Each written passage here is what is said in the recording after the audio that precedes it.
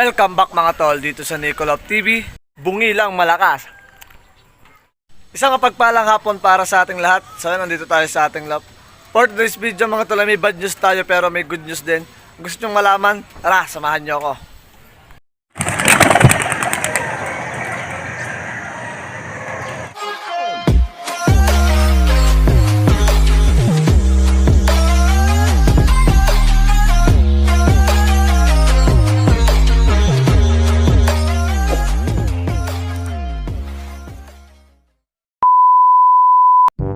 So yun mga tol, kakagising ko lang at yun, hinapo na tayo, mapapansin nyo, makulimlim pa mga tol. So naambon kanina, kakagising nga lang natin mga tol.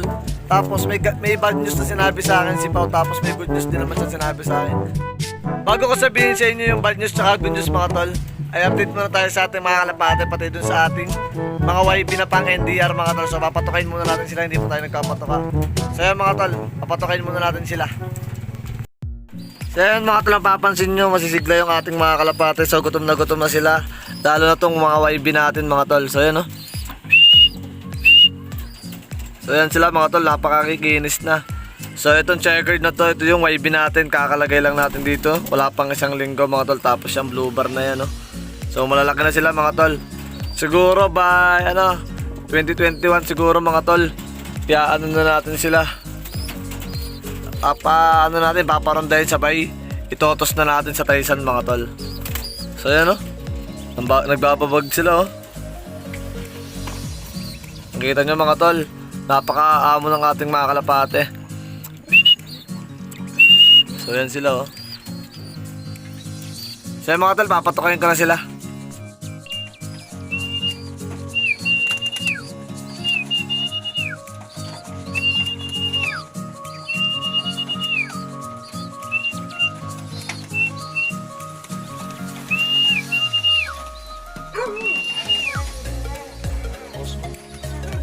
Tuka mga patay gutom. So yung mga tol, dun sa vlog nga natin kahapon, so may nagnanakaw nga ng kalapate natin. Ang first suspect namin ni Pao ay yan! Nagagalit siya. Yan mga tol, di joke lang.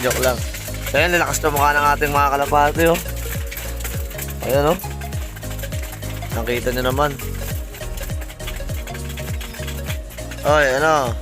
Pugo, ginagawa mo dyan.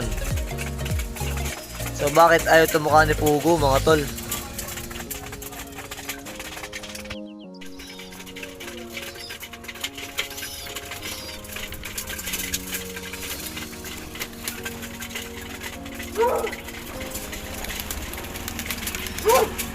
So mga tol, nakalpas pa yung isa nating kalapate. Nagpatag. Ay, rumunda pa. So yun rumunda pa yung nakalpas sa atin mga tol. Yung YB ni Bait mga tol, tsaka ni Po. Tapos si Balik at si Baltek nakarunda mga tol. So yung mga tol, apatukain ko naman tong breeder natin. So yan, mapapansin nyo kasi nilagay na ni Shing yung dalawa nating YB dito. So inakay din to ni Bait mga tol. Ayan Tapos yan, ang good news natin isa ay nangitlog na uli yung ating stitch. So dalawa na yung itlog niyan mga tol. So papatukin ko muna sila mga tol.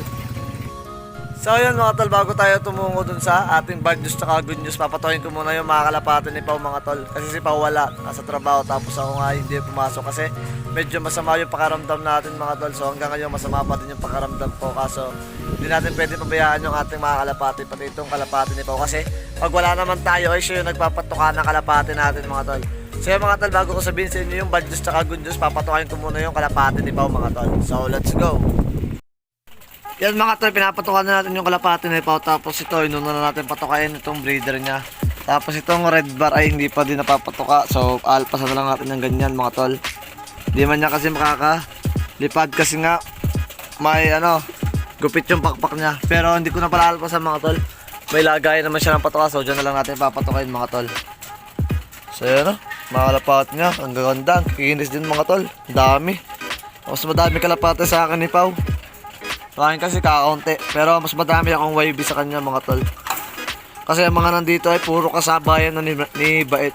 Kasi Bait nga ay yung ating paboritong ibon. Tapos yung pinagmulan ng ating linyada, bait line. So yan mga kalapati niyo po. Kikinis mga tol. Mga tol, papatukin ko naman yung kanyang breeder doon. So yun nandun sa likod. So yun naman, papatukin ko mga tol. Yan mga tol, pinapatukan na natin yung breeder ni Pao dito. Bago tayo dumako nga doon sa bad news at good news, tatapusin ko lang magpatuka dito sa kalapati ni Pao, tsaka dito.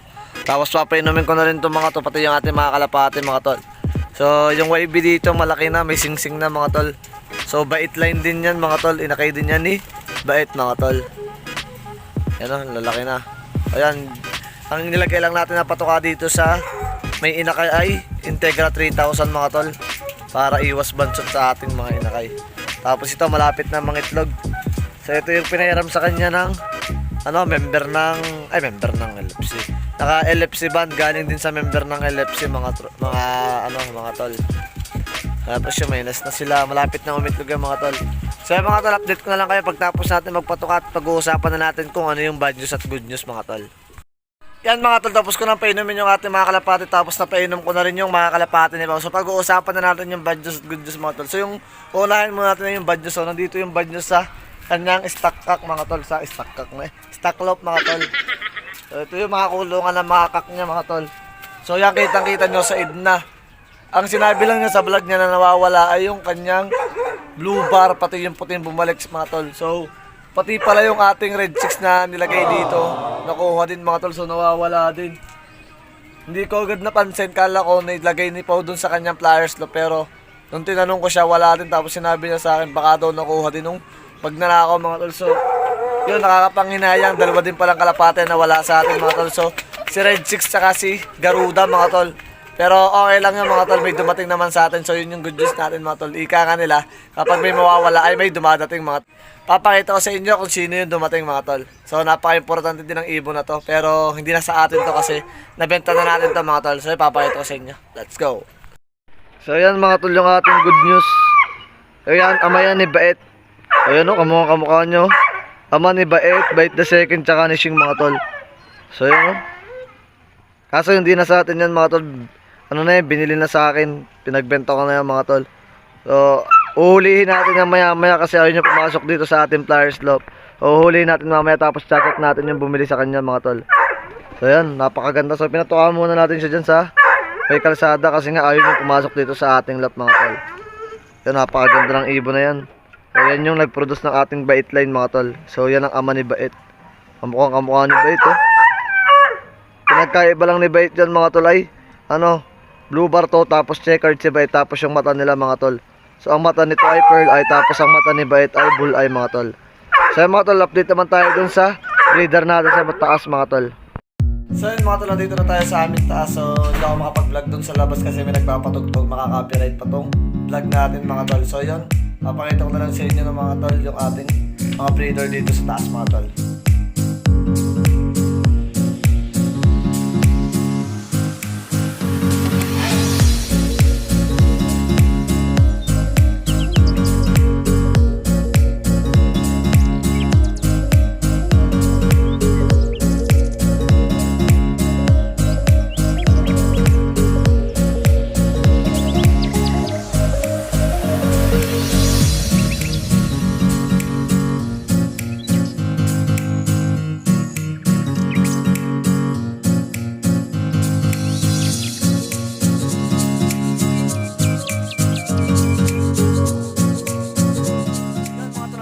Tayo sa ating pliers loop, tapos siya kung mapapansin nyo dun sa green na cage natin, so ang daming kalapati dun mga tol.